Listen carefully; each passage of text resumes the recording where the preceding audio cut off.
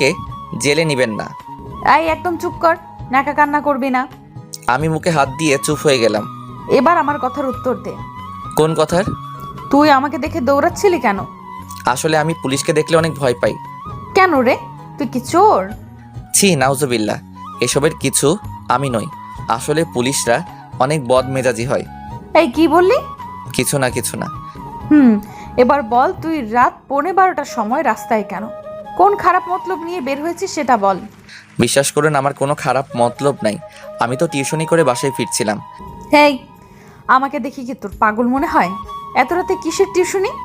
আসলে স্টুডেন্টের মা আমাকে রাতের খাবার না খাইয়ে ছাড়ছিল না, তাই আসতে এত দেরি হয়ে গেল।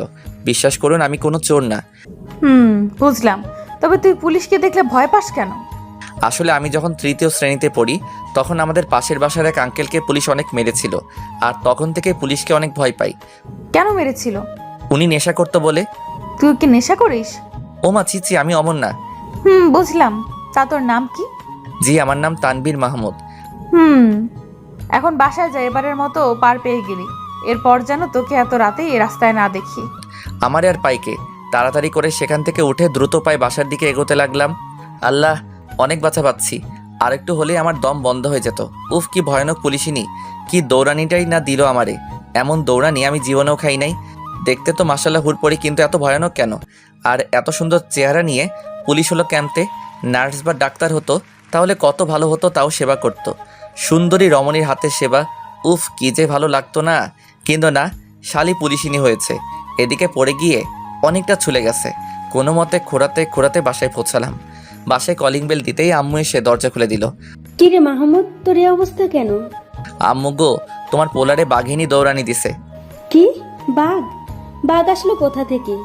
আরে আম্মু, পুলিশ দৌড়ানি দিছে। কি? পুলিশ? কিন্তু কেন? আমি রাস্তা দিয়ে আসছিলাম, তখন পুলিশ আমাকে ডাক দেয়। আমি পুলিশ দেখেই দেই দৌড়। তুই দৌড় দিলি কেন? আম্মু, তুমি তো জানো আমি পুলিশ কতটা ভয় পাই। বুঝছি। ইস, আমার পিচ্চিটার কতখানি ছুলে গেছে। আয়, মেডিসিন লাগিয়ে দিচ্ছি। দাও। আম্মু মলম লাগিয়ে ওষুধ খাইয়ে আমার রুম থেকে চলে গেল। আমি একটু ঘুমানোর চেষ্টা করছি, তবে ঘুম আসছে না। ব্যথার জন্য ঘুম আসছে না চোখে।